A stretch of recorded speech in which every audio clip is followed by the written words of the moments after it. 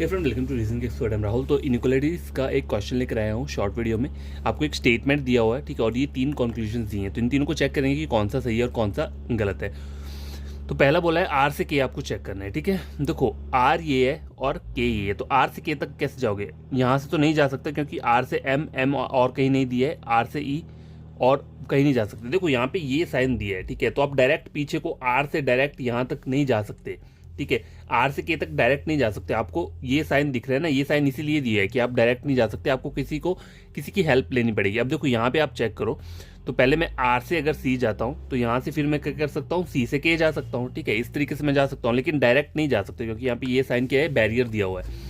तो आर से के आपको चेक करना है। ओरिजिनल सिंबल जो यहाँ पे दिया हुआ है कंक्लूजन में, वो लेस देन दिया है। देखते हैं हमारा स्टेटमेंट से यही सिंबल निकल के आ रहा है कि नहीं आ रहा है। अब देखो यहाँ पे पहले मैं बैकवर्ड ऑर्डर में जाऊंगा, तो एक बात याद रखना, बैकवर्ड ऑर्डर में जब भी आप जाते हो तो सिंबल क्या होगा, चेंज होगा। तो आर से जब मैं सी जा रहा हूँ तो ओरिजिनल सिंबल स्टेटमेंट में ये है, लेकिन मैं जा रहा हूँ बैकवर्ड ऑर्डर में, तो ये सिंबल चेंज होकर बन जाएगा लेस देन, ठीक है। अब यहाँ पर सी से के जा रहा हूँ तो ये सिंबल तो as it is forward order में चेक करूंगा तो ये तो एज इट इज ही रहेगा, तो ये सिंबल एज इट इज रहेगा। हम दोनों को कंबाइन करोगे तो एक सिंबल निकल के आएगा, वो आएगा लेस देन। तो यहाँ पे भी लेस देन बोल रहा है, तो ये वाला क्या है, ठीक है। अब ई से बी आप चेक करो। देखो ई से आर, आर से सी और सी से बी। अब देखो ई से आर तक तो सिंबल मतलब फॉरवर्ड ऑर्डर में जाऊंगा तो सिंबल दोनों क्या रहेंगे, सेम रहेंगे।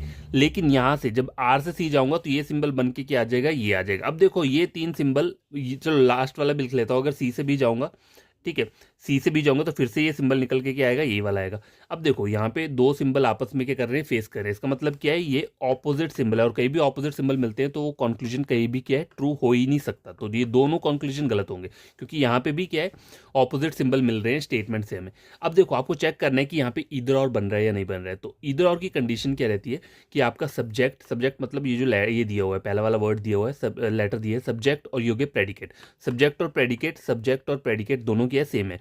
उसके बाद क्या चेक करना है कि दोनों कंक्लूजन गलत है, तो ये दोनों कंक्लूजन गलत है। नंबर 3 पॉइंट जो है वो होता है आपको सिंबल्स चेक करने कि इन दोनों कंक्लूजन में जो सिंबल्स हैं वो 3 सिंबल्स प्रेजेंट होने चाहिए। कौन कौन से, ग्रेटर, लेसर और इक्वल टू। तो यहाँ आप चेक करोगे तो इज ग्रेटर देन बी आ रहा है और यहाँ पे क्या आ रहा है, इज लेसर देन बी। अगर आप इसको ओपन करोगे तो यहाँ पे एक और सिंबल है, इज इक्वल टू बी।